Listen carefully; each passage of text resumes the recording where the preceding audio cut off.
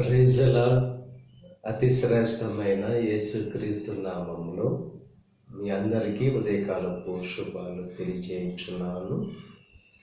ఈరోజు దేవుడు మనకు అనుగ్రహిస్తున్న అతి శ్రేష్టమైన వాగ్దానము లేవియకాండము 25వ అధ్యాయము 21వ వచనాన్ని చదువుకుందాము. నా దీవెన మీకు కలుగునట్లు ఆజ్ఞాపించెదను. ఈరోజు దేవుడు తన యొక్క దీవెన మీకు కలుగునట్లు ఆజ్ఞాపిస్తానని చెప్పి దేవుడు వాగ్దానం చేస్తున్నారు.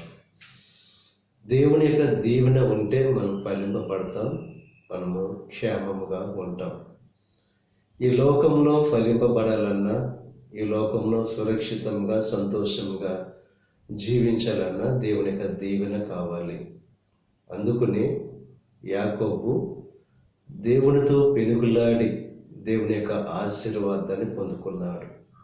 దేవుని యొక్క దీవెన మనకు మన బిడ్డలకు ఉండాలంటే దేవుని యందు భయభక్తులు కలిగిన వారముగా మనం ఉండాలి.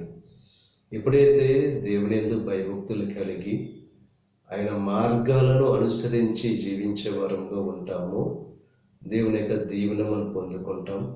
ఈ లోకంలో ఫలభరితమైన జీవితం పొందుకుంటాం, సురక్షితంగా సంతోషంగా ఈ లోకంలో జీవిస్తాం. కనుక దేవునికి భయపడేవారుగా ఉంటూ ఆయన మార్గాలు అనుసరించి జీవిస్తూ దేవుడు అనుగ్రహించే ఆ దీవెన పొందుకోవాల్సిందిగా ప్రభు పేరట మిమ్మల్ని కోరుచున్న దేవుడు మిమ్మల్ని దీవించి ఆశీర్వదించి వర్ధిల్లింపచేయును గాక.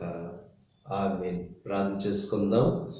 పరిశుద్ధుడా, మహోన్నతుడా, కృప కలిగిన దేవ, ఈ ఉదయకాల సమయంలో నువ్వు అనుగ్రహించిన అతి శ్రేష్టమైన వాగ్దానాన్ని బట్టి నీకు స్తుతులు చెల్లిస్తున్నాం దేవా.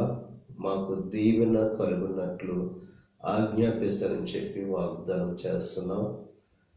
లోటులో లేమిలో ఉన్న వారికి ఎప్పుడైతే నీ దీవెన పొందుకుంటారో వారి జీవితాలు ఫలభరితమైన జీవితాలుగా ఉంటాయి, మోడిబారిన జీవితాలు చిగురింపబడతాయి. కనుక దేవా, ఈరోజు నువ్వు అనుగ్రహిస్తున్న నీకు వాగ్దానం ప్రతి ఒక్కరి జీవితంలో నెరవేర్చండి.